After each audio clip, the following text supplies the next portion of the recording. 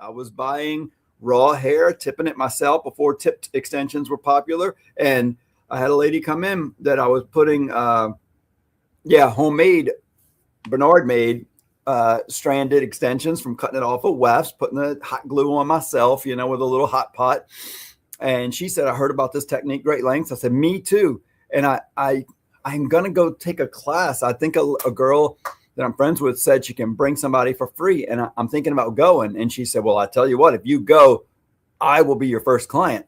She paid the deposit right then. So I was going to a class for free. I got an $800 deposit. Now I got my hotel and travel covered. And then she takes this little scrunchie off her head. Remember the hair scrunchies? Oh, yeah. It had all that hair in it, and it matched her hair color. And she pulls it off her head and she goes, this is my color. Match it while you're there and come back with hair. So they didn't have hair at the class, but I showed it. They pulled out a coloring, and one of the experts helped me match the color. Wow, I hit my computer again.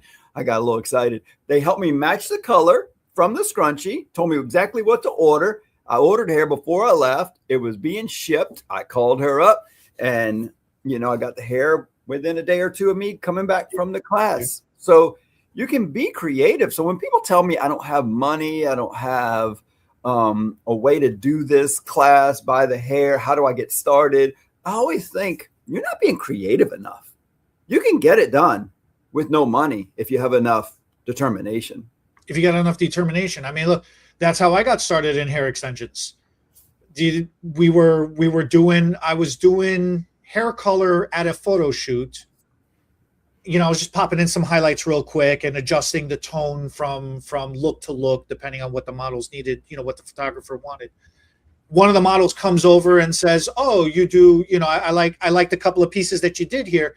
Do you ever do anything else? I go like, oh yeah, sure. She goes, oh, do you blow dry style? I'm like, yeah, sure. Never touched a blow dryer in my life outside of beauty school, So I'm like, oh yeah, I blow dry hair. Yeah, sure. She was cute. I was like, yeah, I was just saying yes to anything just to get to spend time with her, right? And then her friend comes over. She's cuter, and she's like, oh, do you do hair extensions? I'm like, oh, of course I do. Yeah. It's like, oh, what are you doing next weekend? I'm like, anything you want.